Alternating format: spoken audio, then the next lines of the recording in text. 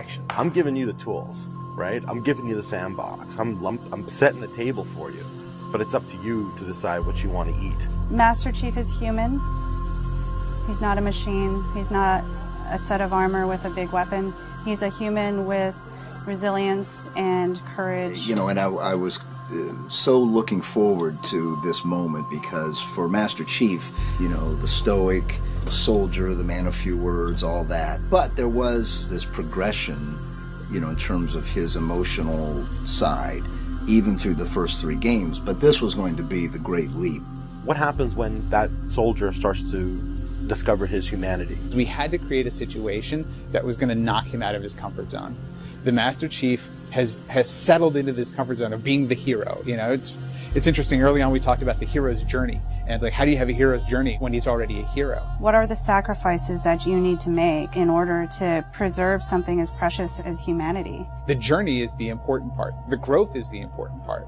And so really, where does he still need to go as a human? That became the key to not just the story of Halo 4, but the entire trilogy.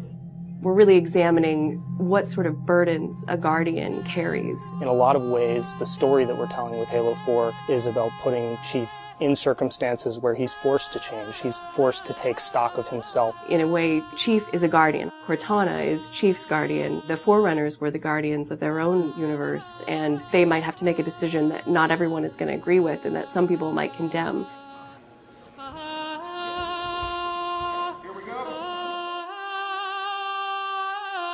It's almost like you're a little kid and you're just playing make-believe again.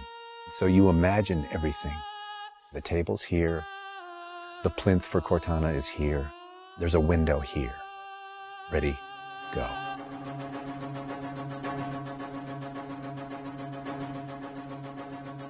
How can we immerse the player even more in this world that we've built around them? I'm not doing this for mankind. How can we have Chief have to deal with his own humanity? Everything had to be predicated by what the character needs were and what direction the characters needed to go in. The art direction specifically for Halo 4 isn't about creating an emotional tone for Halo 4, it's about creating an emotional tone for every single moment and experience that the player needs to understand.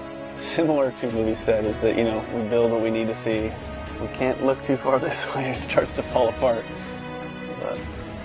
But back in here, things are looking good. Film is like, I'm going to create something and it's going to be awesome and I'm going to polish it and I'm going to own it, but I'm going to share it with you, which is very different than game storytelling, which is I'm going to give you all the tools, I'm going to give you all the possibilities, and it's up to you to discover it. Answering questions and answering the directions that the narrative had already taken defined the path forward for us as we started to tell the story. We're always telling these huge, big stories. We've got Infinity, it's the biggest ship that has ever been launched. We've got Requiem, which is like the biggest Forerunner artifact we've ever found. But in the middle of all of that, we've got this very small personal story between Master Chief and Cortana. You tell a story with every detail that you put into a game. Immersion is really what allows somebody to believe your universe and also to become emotionally caught up in your universe. Ready to get back to work? I thought you'd never ask. How do we make sure the sights and the sounds and the things that they're feeling as a player inhabiting that suit really comes through more clearly? And you know, technology has allowed us to do that with much higher fidelity than back in the CE days. Okay, so those are definitely bigger ones. Yeah, those start to get. Just because we've got more people. Let's roll video. Yeah. So this will be just video and audio only, no face, no mocap. In that case, you won't mind if we return the favor. As we design these things, we put together the best plan. Until it actually touches an actor, it lacks humanity. Having the ability to work with the actors on stage, capturing their face, body, and voice at the same time, really gives us an opportunity to create an immersive experience for the actors. Working at Giant, we could have at least 8 actors in the same volume at the same time. So the objects that they're acting around and the people that they're acting with, against, through, and toward are there in the scene with them, and it makes a huge difference. We sent out a breakdown for the characters and how we wanted them to feel. We ended up getting 80 or 90 submissions back through our casting team. Casting for the Master Chief is tough. You need a performer that has a really raw physicality to him, and yet he has to, within the confines of this suit, be able to relate and relay emotion. I like to express myself. I freely do it. I wholly do it. I enjoy it. And so pulling back on all of those instincts is what's required to play him. Imagine that translating to a 3D model with huge armor, and making sure the personality of Chief's movement comes through that armor was really critical. And that really came down to Bruce's acting, his physical stature, and really his physicality as he went through all of the performance. You'll never see his face or hear his voice, but all of the other actors that are playing off of him have received so much from him in their performances, and I think that they would all agree with that. This is the low-res asset of Chief. We were afforded a little bit more budget since he's our hero. From the art process, storytelling is just about engaging the player. You don't have to answer any questions. You don't have to take them through a lot of loops of feeling. If the player is engaged, I think you've got the start. So Master Chief's a difficult one because he's a dude in a helmet. There's such a, particularly in science fiction, such a fantastic history of people being completely realized as people without having their face as a tool. For us, it's making him feel like a real person. We have a nude male sculpt, and then from there we sculpt it on physically a tech suit. And on top of this guy is when we spend time just doing all the details and trying to add some of that functionality, even little bits here and there like Braille, and this just reads 117.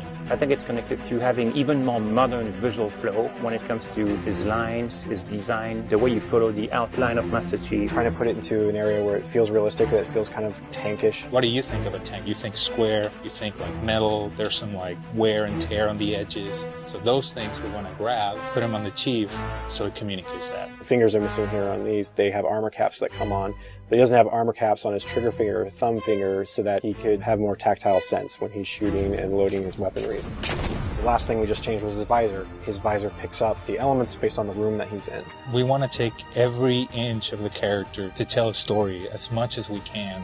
Above all, he still needs to connect to the player, and they still need to understand him as being that character. It's somebody who's been very loved over the last 10 years.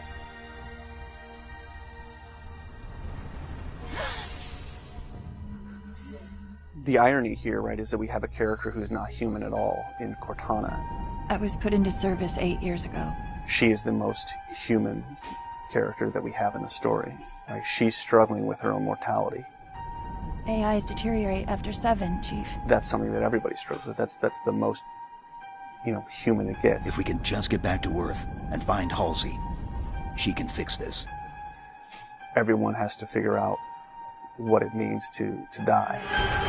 She's strong, she's convicted. She herself is going through a really difficult time in understanding the things that are happening to her. We were looking for somebody who really could bring just fire and stuff that's required for some of those sequences. We needed to make sure we found someone that had some innocence to her, but also could be very strong at the same time. If you imagine that you could have 20 emotions at one time, she has that. I will not allow you to leave this planet! She's really the heart of the game and the heart of Master Chief, and explains what's going on and why it's a problem. I didn't mean to. I didn't mean to do that. Cortana is certainly our biggest human connection, I think, with the entire story. How can we see these subtle details in her facial structure? It's the Forerunner symbol for Reclaimer. So this is the baseline where we started from Cortana, and then we go through and tweak and modify, having all these different elements moving throughout her that make her feel alive constantly. We wanted to make it to where you could have code flow lines start from every digit from her toes to her hands, and then be able to flow all the way up into her head. What you experience is her taking care of you as a player from a gameplay perspective, but I think you also start to get a sense of how she takes care of the human side of Chief. Wake me when you need me. They spotted us. Bringing Jen and Steve in and having them layer their voices over the character performances in the cinematics, that just brought the whole experience together. You look at just the number of lines that the Chief has had over the course of the franchise, and it's not a lot. How much firepower would you need? And yet people will immediately call you out on the Master Chief's voice being something very distinctive and important to them. The funny thing is that they've had this off-screen chemistry because they didn't actually meet until last year. Not only is this the first time they've ever sat together on a panel, this is the first time they've ever been in the same room or even met. So seeing them meet and seeing them have that chemistry in real life and seeing how they acted together in scenes just felt like we just missed this opportunity for all these years to actually get them together and get something even more memorable and more exciting out of them. In the beginning, they were great choices for those characters. Steve has this very stoic personality that comes through in his few words. The same way Jen's voice is confident and it's strong, but it can also be playful. You do know you don't have to wait until the last minute just to impress me, right? In many ways, Halo 4 is the first act. We want a player to be able to ask themselves what it is to be a hero. Is the sacrifice worth it? I often think of him as like Atlas, you know, like he's got the weight of the world on his shoulders all the time. Chief and Cortana are the same person, but she has always been the reflection of his humanity. People don't play Halo to watch a soap opera, and yet you don't want to just be kind of pulp. To me, it's a natural progression of this story, and it takes this relationship to the place it should go to.